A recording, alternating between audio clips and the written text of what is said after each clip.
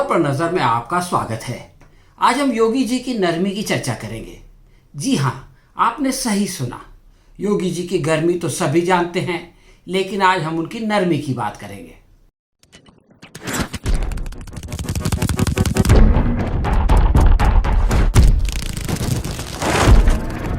दोस्तों, ये अजब इत्तेफाक है कि उत्तर प्रदेश चुनाव में दूसरे चरण का मतदान वैलेंटाइन डे के दिन हुआ।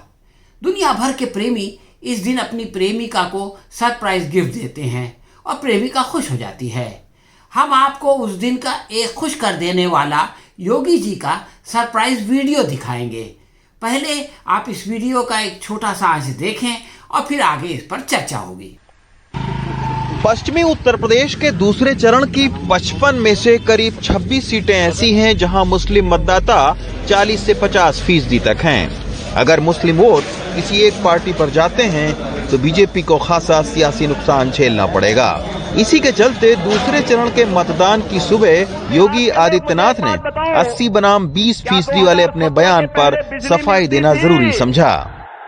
भाई मैंने तो 80-20 की बात की थी। मैंने कहा 80% बीजेपी के साथ होगा, 20% हमेशा विरोध करता है, विरोध करेगा। हमने जाति मौत मजहब की बात नहीं की थी। दोस्तों, आप सोच रहे होंगे कि सबकी गर्मी निकालने वाले योगी जी में ये नरमी कहां से आ गई। इस प्रश्न का उत्तर इसी वीडियो में सियासत के मौसम वैज्ञानिक धर्म सिंह सैनी के पास है। ये महाशय पहले बीएसपी और फिर भाजपा की सरकार में मंत्री थे। पिछली बार हिंदू मुस्लिम ध्रुवीकरण के बावजूद वो केवल 4000 मतों से जीत पाए थे।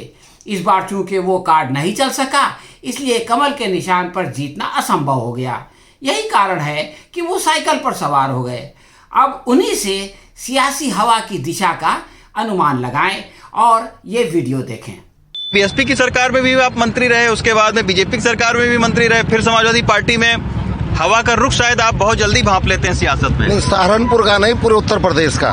पूरे उत्तर प्रदेश के मौसम वैज्ञानिक सियासत। अब मैं आपको बता रहा हूँ कि अब लगातार आदरणीय अखिलेश यादव की और समाजवादी पार्टी की सरकार यहाँ परमानेंट रहने वाली है। अच्छा। अब कहीं जाने की आवश्यकता नहीं है।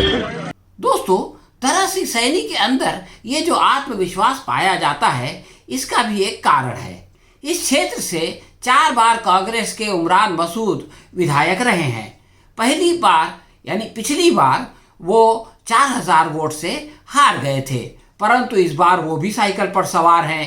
इन दोनों को 90,000 से अधिक वोट मिले थे। अब वो साथ हैं। ऐसे में अगर कमल खिलेगा भी तो कैसे खिलेगा। इसी कारण इमरान मसूद ये भविष्यवाणी करते हुए नजर आते हैं, जिसको कि आप इस वीडियो में देख सकते हैं। देखिए, धर्म सिंह जी का और मेरा कॉम्बिनेशन इतना मजबूत है। हम और वो आमने सामने चुनाव लड़े, लगभग बराबर वोट लेते रहे 2 चुनाव में। 4000 से आप सिर्फ हारे थे। हाँ, बराबर लगभग वोट लेते रहे, 90 प्लस। जब हमारी बात हुई थी, हमने कहा था हमारा चूंकि कॉम्बिनेशन अपना इतना मजबूत है तो कोई रास्ता है उनको देखने की जरूरत है। हम समाजवादी में दोनों हैं, उनका चुनाव मैंने लड़ाया है और सहारनपुर में सबसे ज्यादा मार्जिन से जीतने वाले वो और कार्तिक ही होंगे। दोस्तों, ये एक उदाहरण है। पश्चिमी उत्तर प्रदेश में ऐसी अनेक मिसालें हैं जिसने योगी जी की गर्मी निकाल दी और उन्हें नरम कर दिया। यही कारण है कि योगी महाराज अभी से समझदारी की बात करने लग गए हैं। इंसान अपनी जीत से कुछ नहीं सीखता, बल्कि पढ़ा हुआ सबक भी भूलकर आसमान में उड़ने लगता है। लेकिन जब हार सामने दिखाई देती है तो अकल ठिकाने आ जाती है। योगी जी के मीठे बोल इसी का परिणाम है। 80 और 20 की बात कोई और कहता तो लोगों का ध्यान हिंदू मुसलमान की तरफ नहीं जाता, मगर जिस व्यक्ति का ओढ़ना बिछौना सांप्रदायिकता और नफरत फैलाना रहा हो, वो बोले तो हर कोई वही सोचेगा, जिससे अब योगी जी पल्ला झाड़ रहे हैं। वैसे योगी जी 80-20 के बजाय 15-85 या 25-75 भी कह सकते थे। उत्तर प्रदेश में अगर मुसलमानों की जनसंख्या 20% नहीं होती तो 80-20 भी चल जाता। खैर, योगी जी को अब ये ब्रह्म ज्ञान प्राप्त हो गया है और वो कह रहे हैं तो हम भी मान लेते हैं कि वो बात सारे फसाने में जिसका जिक्र न था। यानी शायर ने जो बात कही है कि वो बात सारे फसाने में जिसका जिक्र न था, वो बात हमको बहुत नागवार गुजरी थी। लेकिन हमारे मानने या ना मानने से क्या फर्क पड़ता है। ये तीर तो कमान से निकल चुका है। अब इसकी कीमत योगी जी के साथ साथ शाह जी और मोदी जी को भी चुकानी पड़ेगी। शाह जी का नाम आया तो एक बात बताता चलूं, पहले चरण के मतदान से पूर्व मोदी जी ने ANI को इंटरव्यू दिया। दूसरे चरण से पहले शाह जी को देना चाहिए था, मगर बीच में योगी जी आ गए। अब अगर तीसरे चरण से पहले शाह जी आते हैं तो इसका मतलब ये होगा कि वो भाजपा में तीसरे नंबर पर खिसक गए हैं, इसलिए शाह जी के हाथों से ये मौका निकल गया।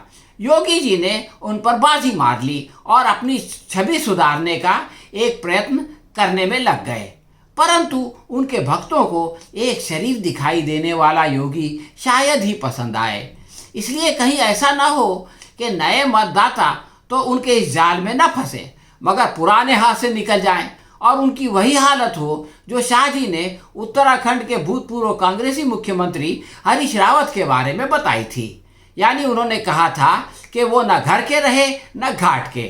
हरीश रावत और योगी जी का क्या होगा ये कोई नहीं जानता, परंतु दोस्तों जिस प्रकार योगी जी धीरे धीरे विनाश की ओर अपना कदम बढ़ा रहे हैं और दूसरे चरण के बाद उन्होंने अपना दूसरा कदम बढ़ा दिया है, इससे इस बात का अनुमान लगाना मुश्किल नहीं है कि आगे क्या हो सकता है।